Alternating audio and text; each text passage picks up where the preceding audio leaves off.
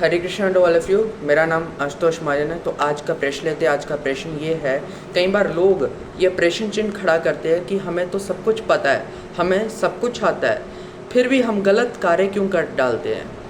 यानी हमें सब कुछ पता होने के बावजूद भी हम गलत कार्य क्यों कर डालते हैं, या अथवा हम गलत का साथ क्यों देते हैं। इसके ऊपर आज हम बात करते हैं, यानी चिंतन करते हैं। तो चलिए शुरू करते हैं। सबसे पहला जो लक्षण है इसका वो ये है कि इंद्रियों का वश में ना होना।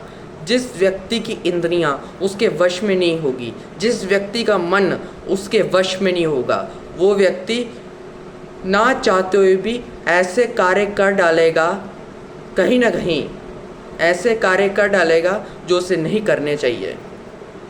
मतलब जिस व्यक्ति की इंद्रियां उसके वश में नहीं होगी, जिस व्यक्ति का मन उसके वश में नहीं होगा, तो वो ऐसे गलत कार्य कर डालता है जो उसे नहीं करने चाहिए। इसलिए अपनी इंद्रियां अथवा मन को वश में रखें। दूसरी बात है मजबूरी हालात। कई बार लोग मजबूरी हालात में ऐसा कर्म कर डालते हैं जो बहुत हानिकारक होता है। तो इसलिए मजबूरी हालात में भी अपने आप को कंट्रोल रखना आपको आना चाहिए। कितनी मर्जी मजबूरी आ जाए, कितनी मर्जी मजबूरी का पहाड़ टूट पड़े, लेकिन धर्म का परित्याग आपको नहीं करना है, ये पक्की बात है। ठीक है ना। कई बार लोग कहते हैं यार मजबूरी थी, करना पड़ा, नहीं करते तो बेड़ा गर्क हो जाता। तो जो मजबूरी है ना, वो भी कभी कभार इंसान से गलत कार्य करवा देती है। तो इसलिए मजबूरी वश गलत कार्य मत करें, हरगिज भी ना करें। तीसरी जो बात है वो है डिक्टेटरशिप। कई व्यक्ति डिक्टेटरशिप में आकर, किसी के दबाव में आकर ऐसा कार्य कर डालते हैं जो कहीं ना कहीं समाज के लिए और खुद के लिए हानिकारक होता है। तो इसलिए कहीं ना कहीं किसी के दबाव में आकर गलत कार्य ना करें, अपनी बुद्धि का इस्तेमाल करें, अपनी सद्बुद्धि का इस्तेमाल करें। यदि आप अपनी सद्बुद्धि का इस्तेमाल करोगे और किसी के दबाव में आकर कार्य नहीं करोगे तो आप सही कार्य ही करोगे। ठीक है ना, आप कभी गलत कार्य नहीं करोगे। चौथा बिंदु है आत्म संयम की कमी। जिस मनुष्य में आत्म संयम की कमी होती है, यानी सेल्फ कंट्रोल की कमी होती है, वो व्यक्ति ना चाहते हुए भी ऐसा कर्म कर डालता है जो उसे नहीं करने चाहिए। ठीक है ना। वो उतावला बन जाता है और उतावलेपन में ऐसा कर्म कर डालता है जो कि उसके लिए और उसकी आने वाली पुश्तों के लिए अथवा समाज के लिए हानिकारक सिद्ध होता है। तो इसलिए आत्म संयम की आदत अपने मन में डाल दीजिए, तो ही आपके लिए ठीक होगा। पांचवा बिंदु है बहकावा।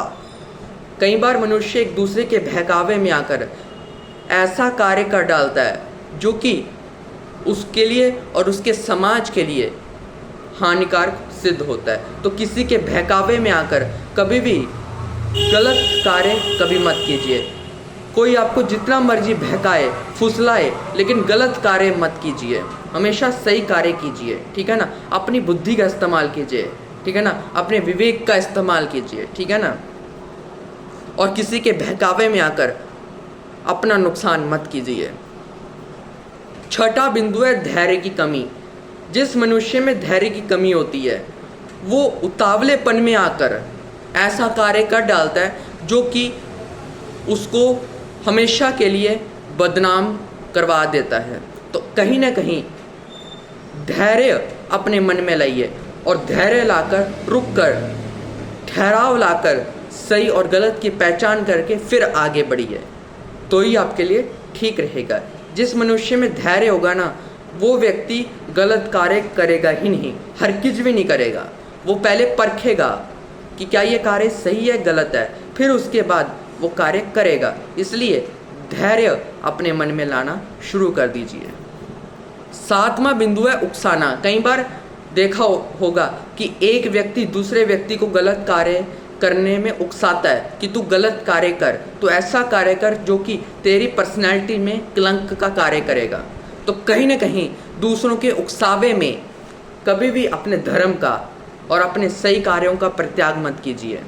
दूसरों के उकसावे में कभी भी गलत कार्य मत कीजिए, तो ही आपके लिए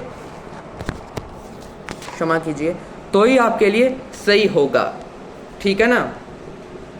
किसी के उकसावे में अगर आप कोई कार्य करोगे तो नुकसान आपका ही होगा, अगले का तो फायदा हो जाएगा, अगले का तो स्वार्थ सिद्ध हो जाएगा।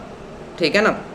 तो किसी के उकसावे में कभी भी गलत कार्य मत कीजिए।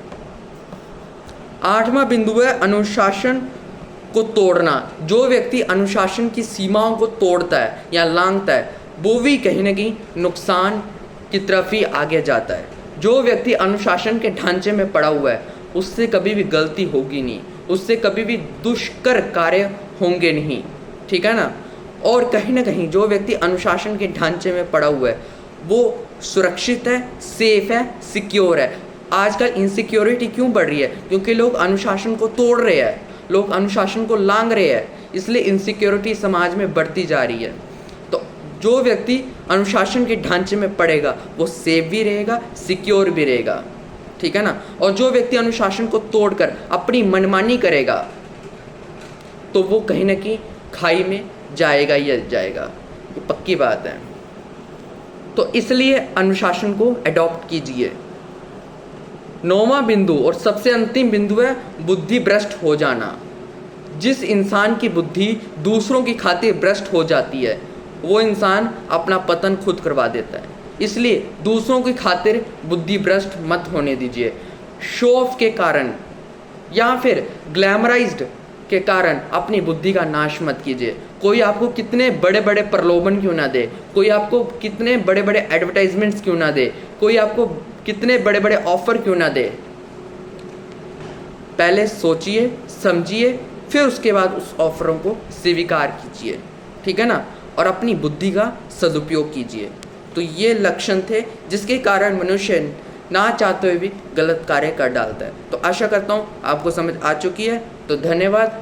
Take care. हरे कृष्णा। अपने और अपने परिवार का ध्यान रखिए। हरे कृष्णा।